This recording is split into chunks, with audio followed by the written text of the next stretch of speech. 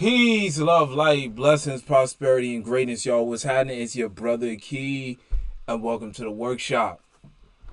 So this is a very powerful conversation that we about to have today. I do not have a time limit on how long I'm going to speak on this, and actually, let me bring this microphone up because I really need y'all to hear me on this.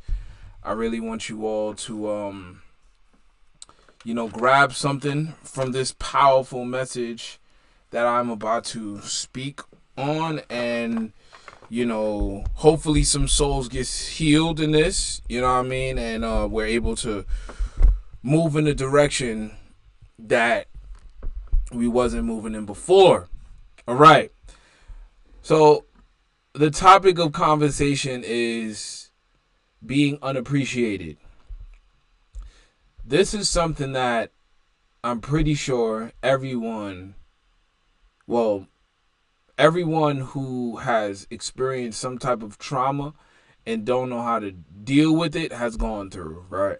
And the reason why I say that is because most of the time, or from most of the situations in my life, what I've seen in other people, they go through traumatic experiences and they go through difficult circumstances because they don't have the right guidance.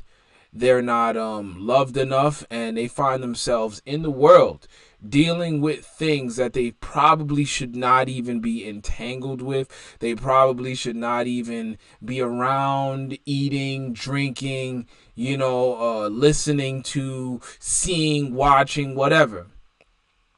And when you are not, being guided by the right people, the right individuals, the right environment and activities, whatever, your life can be complicated, or more so just difficult if you do not have like the basics, right? Even the most terrible environment can still be overcome. Like, you can still overcome that and make it out of a terrible environment if you have some type of structure and a system that builds within you resilience. And I found this to be true because I'm still here, and even though I suffer at times from things from my past, or I'm going through moments where I feel like life is just trying to take me for all I got, the resilience that I have within myself is there. And I want to say before anything, I appreciate everybody for joining. I'm grateful to the Most High. Thank you, God, for just giving me life and enabling my mind to see things from a different angle and multiple perspectives. And even though my tolerance for research and material and listening to things in totality can be a little bit shorter than the average human being, I don't really care, because most of the time it doesn't take a whole lot for me to comprehend something or learn it.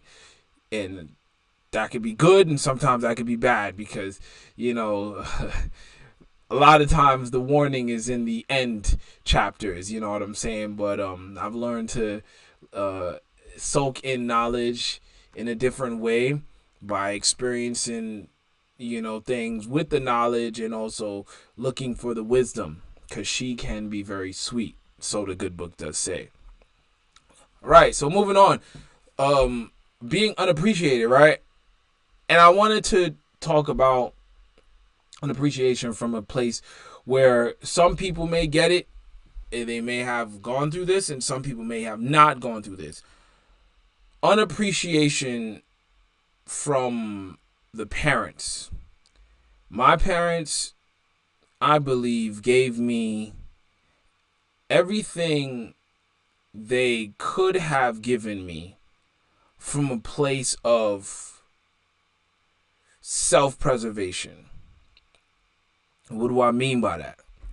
What I mean by that is they gave me everything they could have given me, but because they was holding themselves back, or they was holding whatever secrets or whatever things they was fighting, whatever disagreements within themselves or with one another, because I didn't grow up in a house with my mom and dad and mom was peachy creamy all day. Like, nah, like I seen my parents from since I was like fighting since I was like 4 years old. Like, at a very young age. And there was never a conversation of, we just had a disagreement and we're sorry that you had to see that, but here's the reason why. Because that requires you to step outside of yourself. That would require them to step outside of themselves and show appreciation for my existence in my mind. And even though they may have been battling or fighting or doing whatever they was doing, they would not want me to go through that same difficulty. So they would show appreciation for my life and my mind by explaining that. But that's not something that everybody thinks of, right? My parents didn't think of that, because I got a lot of memories of them getting it on and really just being not so loving to one another. And as I got older, it felt like a huge joke to me, because they're together now. And I remember for most of my life, my parents was split. Like, they was not together. They was, always on bad terms. And when they was on good terms, it was rare. And it was like, are they good? Because I'm looking for a TNT bomb. Like, this can't last long. And what's wild about it is I used to pray for them to be together. And they're together now. So I know that prayers work. That's something I know for a fact. And a huge reason why, why I said, it feels like a joke is because I have a lot of the trauma, or I've soaked in, even though I'm getting over it. I have quite a few memories of them going through it. And I had this conversation with my sister, and I actually tried to have this conversation with them, but it doesn't really seem to go anywhere. I'm like, I was in the middle of all that crap that you all was going through, and I went to a bunch of different schools, traveled a bunch of different places, good and bad, sometimes sent overseas. Like, my sister went overseas to live in Grenada for 10 plus years, if I'm not mistaken, from since she was a kid, like under 2 years old, and to live with my grandmother. I was up here. She was down there for years. Me and my sister was split up, and it was because my parents could not work their crap out. Like, they could not figure it out. And because they couldn't figure it out, it was difficult for the family. Do I blame them? Yes. Because I used to blame myself, and that got in the way of me appreciating me. That being said, I don't blame them for anything outside of their own struggles and their own failures to show up. It is what it is. You could have tried harder. You gave me everything you had. I appreciate it. But I know personally that there is an extra step that you can always take. There is always a choice to take an extra step. And I don't hold any hate towards my parents at all. I love my parents for everything they gave me, and I honor them in ways that I can. That being said, I still know the repercussions of the actions that they took as I was growing up as a young man, and it took a toll on my education. It took a toll on the way I communicated with people that I cared about. It took a toll on my relationships, and we're gonna get through all of that. But I just wanted to address that first. And even now, to kind of like move on, recently, and I'm 31 years old now. Remember, I told you, like, I seen my parents since I was 4 years old. That's over 20 years easily. It's over 25 years. 26 for anybody that, 27 for anybody that wants to get that math going. 27 years, okay, of my parents not having it. That does something to the mind of when it has to do with relationships, how should it be conducted. But I learned a few good things, and I'm still working it out. That being said, you have to make a choice. If you have a difficult relationship or a conflicted relationship with your parents, and you do not feel the appreciation from them, and you've grown and you've matured and you have a mind where you're able to comprehend love and hate, anger, sadness, joy, depression, up, down, left, right, in and out. If you're able to comprehend what these emotions mean and what they mean to you, what you require, what your boundaries are, I always recommend that you try. And the moment or the realization, if it comes to you that there's no point in trying anymore because you've done all that you can, do not tank yourself. Because I have found that having emotional responses or being upset and allowing my emotions to control me and my decisions and the things that I do, no matter if it has to deal with my actions or maybe my parents' actions or the world or somebody else, it just does not work out for you in the long run and can completely throw your life into the hole of abyss, right? You can do some detrimental things to yourself if you allow your emotions in the past to control you, all right? So use your mind, push in the best way, in the right direction, and ask God above all, what should you do? How should you go about the things that you seek to do that challenge you, that make you feel like you're less, or make you feel like you don't know, that make you feel lost? What should you do in those situations, and how should you go about it? And sometimes God will tell you what you should do. It's maybe an experience will come into your life to where you can practice the complete opposite of what you've been doing, or maybe you'll get a straight up answer that says relinquish any further effort in this direction or in this specific situation. And that's what I got when I asked God, and I prayed and I meditated and I journaled for years on how I should conduct a relationship with my parents. And even though I'm somewhat still in a vulnerable place, because I'm right now I'm in my grandmother's house. I moved back here due to some difficulties that I went through recently. I had to learn how to fix myself in my mind when it comes to dealing with my parents, and just realize that they are who they are. They're human beings. They are going to be who they want to be. They're going to do what they want. And if they do want to reach out to me, they have my number. They know where I am for now, and all the time in the world and all the effort in the world could have been given to reach out to me and help me out, or care about me or anything. But it's like a decision that I've made to just be okay with the fact that my parents aren't the type of supportive parents that I want in my life. And I knew this. I super confirmed it when I had went to Grenada in 2022, 3 years ago.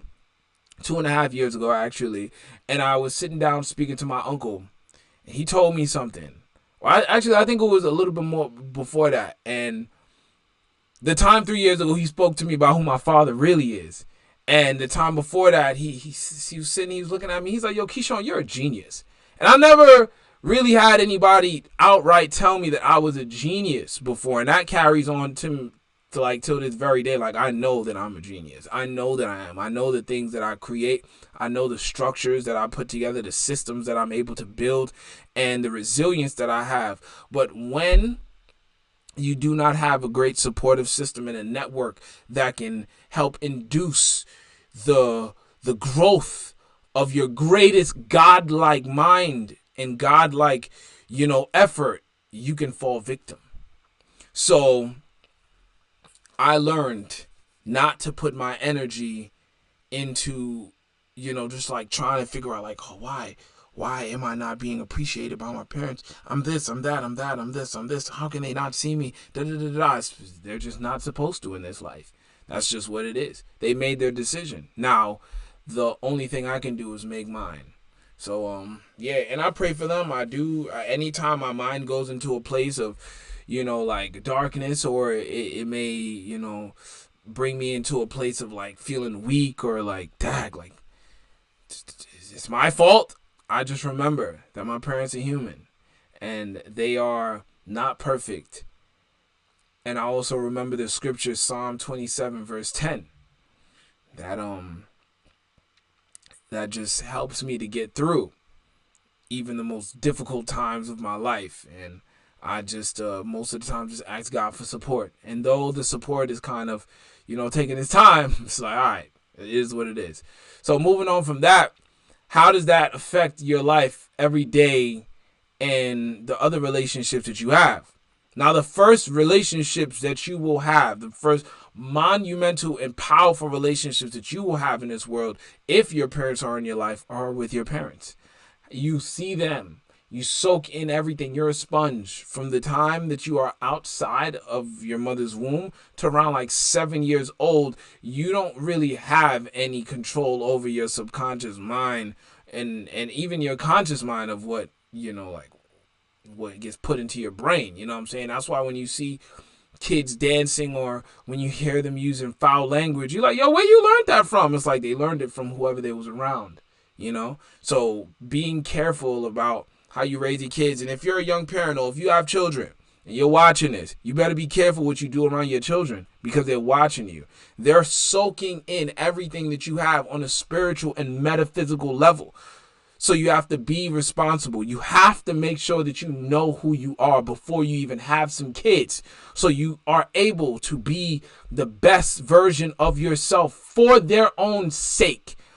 Because they can die prematurely outside of the womb, internally and mentally in the spirit because of your lack. Because you chose not to. That is possible. Because I died before. And I died plenty of times before my flesh almost gave up. So take it from your boy. And if you don't believe me, go look at somebody else that don't got no parents or that didn't have parents in their life and ask them if they didn't have people to help them out, where would their mind be? And where were they when they didn't have people to help them out? Where were they at mentally? They were in darkness. They were in a wilderness. And usually your parents are supposed to be the light in the dark and the path that you find even in the wilderness, because it is prematurely made before you. It is premeditated to help you in your life. And if you don't have that, it can be very difficult for you, which is why my life is as difficult as it is, and I push 1,000 times harder than I probably would have if my life was a little bit easier, if my parents would have showed me. But it is what it is, because maybe my kids or the world does need me to go as hard as I do, So yeah. Next, like I was saying, the relationships that you have. I noticed that a lot of my relationships, especially with women, I dealt with women that kind of cared about me, or they kind of gave me effort, because I was used to lack of appreciation. Now, I grew up in a house with a lot of women, mostly women. I did have my uncles and my cousins at times, but it was mostly women. And I took a lot of damage. I took a lot of abuse. I got beat a lot. I got abused a lot. I got embarrassed a lot. I got ridiculed a lot. And when you take someone who is potentially a leader of the world, and you break them over and over and over and over, I don't care what you say. If that person doesn't have God step into their life, or they don't seek God, they will turn into a devil. They will turn into the lowest version of themselves and will become a menace to society. And if they are not, how could I say, understood by someone who genuinely cares about them before it's too late, they will become a destructive force of nature. If you don't believe me, look at individuals that grew up around mostly women, or that grew up in single mother households. Most of the prisons and the individuals that wreak havoc on the planet are raised in those environments. And it's only if you have a resilience, or if you seek outside of the environment and you're able to find mentors or people that care. It's the only way you survive. It's period, point blank. You know what I'm saying? You don't go in the gym at a body weight of 125 pounds and say you can lift up 315 for 10 reps. You will die. You will die. There is no ifs, ands, or buts. Like, you get that off the rack, it will come down on you because you have not built the resilience, the muscle capacity, the strength, the explosiveness, the endurance.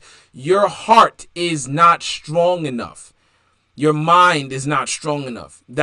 Your flesh is not strong enough. That's just what it is. On every level, you're weak. So when I figured out that I was weak, and that I was made weak by the individuals around me and the people that was supposed to be nurturing me, caring for me, I'm like, yo, I could have been a superhero if these women was actually on their job. Like, if they actually cared about who they were influencing, which was me, I would have been a superhero way earlier in my life. Like, I believe I'm pretty dang good now, but it's like I made a decision to be. And the way social media and these cell phones, influence our mind and make us think that we're too late, to rise to our greatest selves, I don't listen to none of that. You know what I'm saying? Like, the fact that I'm able to breathe, the fact that I'm able to lift weight, pull weight, push weight, like, I got these screws and stuff in my leg, arm, and back, and, I've lost the organ, and broken a couple bones and been to hell and came back, and I done seen heaven for what it actually is. Yeah, your boy done been around at the age of 31. You know what I'm saying? I done buried a couple of my friends too because of unfortunate circumstances. I wish they were still here. And I'm just like, God dang, like, yo, okay, shit. I wish somebody would have hugged me more. You know what I'm saying? Because when you get lack of appreciation, you go through things that you really don't have to go through, because your mind is making that reality. The mind is the most powerful tool in all of existence. God is the mind. The mind is God.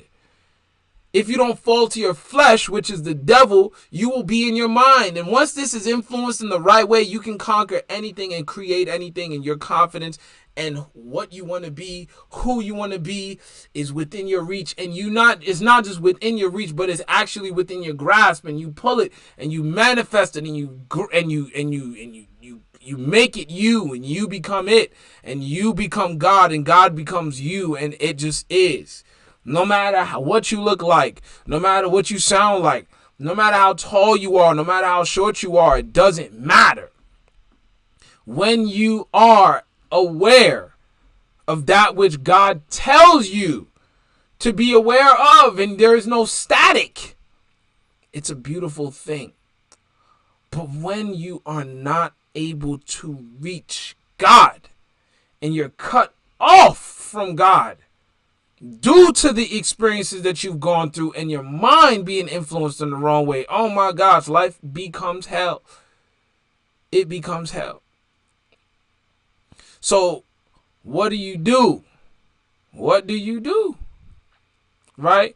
When your life is difficult. And I'm also kind of giving y'all a backstory on this. Like, I want y'all to really get it. Like, I really know that my life has been testing me, difficult, messing with my brain in some ways, to where I'm thinking like, yo, like, God, this has to be a joke. Like, you can't be serious right now. But the entire time, most recently too, it's like God is constantly showing me like, yo, like, you're good. I got you. And I'm like, yo, I really gotta be, I don't want to be in this mud. And God is like, I need you in that mud right now. Like, it's seasoning your soul. Don't worry, the mud can be washed off, but there's something in your soul that still needs to be germinated. And I'm just like, yo, I don't want this no more. Because I'm being reminded of my pain, and the things that hurt me or broke me or made me feel weak is not a good feeling at all. But I have already come to the place of realization that I have overcome all of this BS. I've overcome all of the things that have tried to destroy me, and I'm still making it through, and I'm still learning the best parts of myself. But it's better than being in the ground It's better than being dust to dust and ashes to ashes in my mind, being one, or have been gone back to my creator, and my flesh, my vehicle is taxed and is done. It's better than that. So I could have fallen victim to the ultimate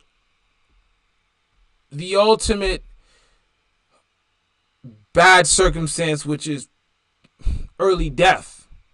Because that's a thing in the world. Like, babies die, bro. Okay? That's a real thing. People who are nice, who are kind, die in this world. Their flesh dies. That's real. I know people that were very nice, that were very kind, that were beautiful, and they died.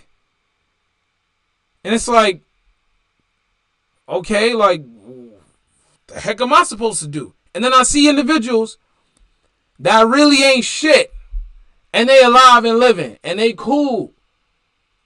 And it's like, dag, like, that's how the world, like, yes, it is.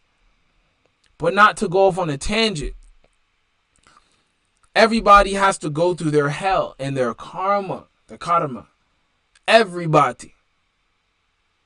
So, as you learn the best parts of yourself and you make a decision to be better, you make a decision to learn, you make a decision to not make the same mistakes, you make a decision to be proactive, and you say, all right, I'm not going to make these same mistakes, and you learn how to truly appreciate yourself, no matter if your friends, your family, and I didn't even get on that.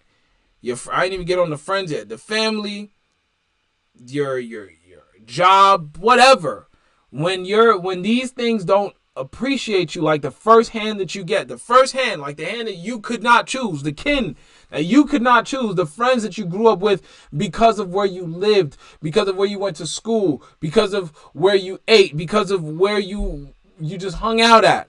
After a while, when you come to mind, you're like, all right, like, I could change this. Like, I could shuffle the deck and get a new hand.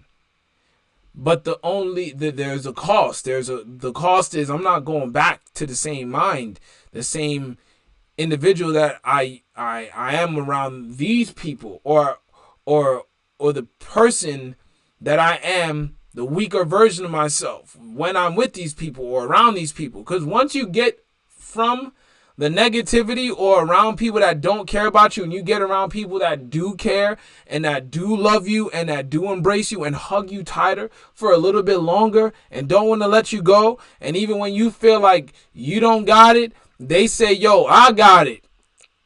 And if I got it, you got it. When you find things, people, places, environments like that, you become the best version of yourself. And here's another thing too I want to say before I dip dizzle.